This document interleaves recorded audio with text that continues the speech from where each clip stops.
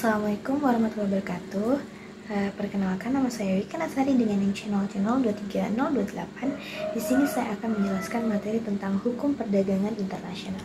Nah, apa sih perdagangan internasional itu?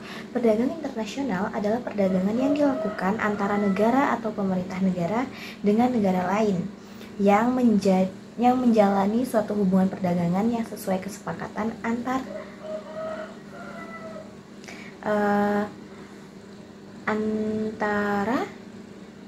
kedua belah pihak yang melakukan perdagangan internasional tersebut. Nah, perdagangan internasional itu adalah perdagangan yang dilakukan oleh penduduk suatu negara dengan penduduk negara lain atas dasar kesepakatan bersama. Penduduk yang dimaksud itu dapat berupa antar perseorangan, individu, atau kelompok. Nah, asas tujuan dan manfaat hukum perdagangan internasional. Yang pertama ada asas yang meliputi asas kebebasan berkontrak, asas pengakuan atas kebiasaan serta praktik perdagangan antar negara, asas iktikat baik serta transaksi yang jujur, dan asas bila bisa dibatalkannya kontrak saat terjadi kesenjangan yang lebar. Nah, tujuannya yaitu yang pertama perlindungan kegiatan perdagangan yang menjadi satu-satunya cara membangun ekonomi suatu negara, mencapai perdagangan internasional yang stabil, menghindari kebijakan dan praktik perdagangan internasional yang merugikan negara lainnya, meningkatkan volume perdagangan dunia, menciptakan perdagangan yang menguntungkan, meningkatkan standar hidup manusia, memberikan lebih banyak peluang lapangan kerja, mengembangkan sistem dagang multilateral yang menciptakan kebijakan perdagangan yang adil dan terbuka, dan yang terakhir ada meningkatkan pemanfaatan dalam pemakaian sumber kekayaan dunia sehingga bisa meningkatkan transaksi jual beli. Nah, manfaatnya itu seperti mendapatkan barang yang tidak bisa diproduksi di negaranya sendiri, terus ada mendapatkan benefit dari spesialisasi, terus ada memperluas jangkauan pasar dan meningkatkan keuntungan. Nah, perbedaan perdagangan dalam negeri, nasional, dan luar negeri. Kalau perdagangan negeri itu, perdagangan aktivitas jual belinya itu terjadi di dalam satu negara, cuma satu nih. Nah, dalam perdagangan ini produk dan layanan dipasarkan dan diperdagangkan antara produsen, pengecer, dan konsumen yang berada dalam wilayah geografis yang sama.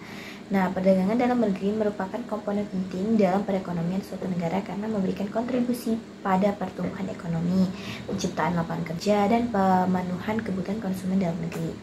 Nah, kalau perdagangan luar negeri itu sebaliknya ada pertukaran barang dan jasa yang melibatkan lebih dari satu negara.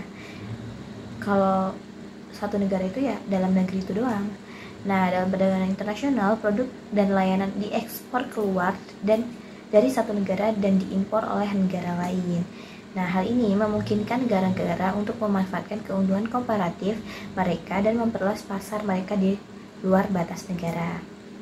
Perdagangan internasional menjadi sangat penting dalam ekonomi global karena memungkinkan pertukaran sumber daya dan mempromosikan pertumbuhan ekonomi.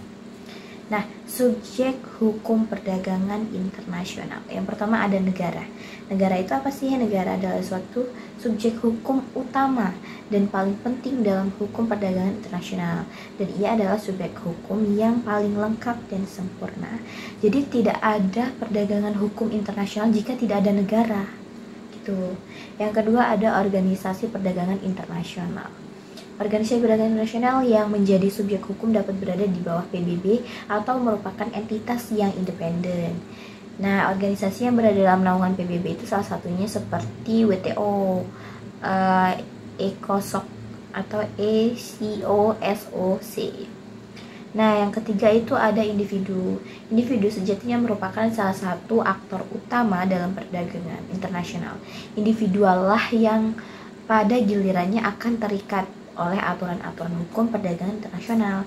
Nah, selanjutnya itu ada perusahaan multinasional, yaitu adalah suatu badan atau entitas yang melaksanakan transaksi ekonomi dan bisnis di negara lain yang terpisah dengan negara di mana pusat kekuasaan dan pengambilan keputusan berada. Nah, apa saja sih kelemahan hukum perdagangan internasional? Yang pertama ada hukum perdagangan internasional sebagai besar bersifat pragmatis dan permisif. Yang kedua ada aturan-aturan hukum perdagangan internasional bersifat mendamaikan dan persuasif atau tidak memaksa. Kelaman itu sekaligus juga merupakan kekuatan bagi perkembangan hukum perdagangan internasional. Nah, sumber hukum perdagangan internasional itu ada yang pertama perjanjian internasional yang meliputi multilateral, regional, dan bilateral. Terus ada selanjutnya ada resolusi organisasi internasional. Terus ada hukum kebiasaan internasional. Nah, selanjutnya itu ada prinsip-prinsip hukum umum, putusan-putusan badan pengadilan doktrin, kontrak. Nah, apa sih kontrak itu? Jadi, kontrak itu para aktor perdagangan atau stakeholder dalam hukum perdagangan internasional saat melaksanakan transaksi-transaksi perdagangan internasional. Mereka umumnya menyusun dalam perjanjian-perjanjian tertulis atau yang disebut dengan kontrak. Dan terakhir ada hukum nasional. Nah, itu saja yang dapat saya sampaikan. Kurang dan lebihnya saya mohon maaf. Saya akhiri. Wassalamualaikum warahmatullahi wabarakatuh.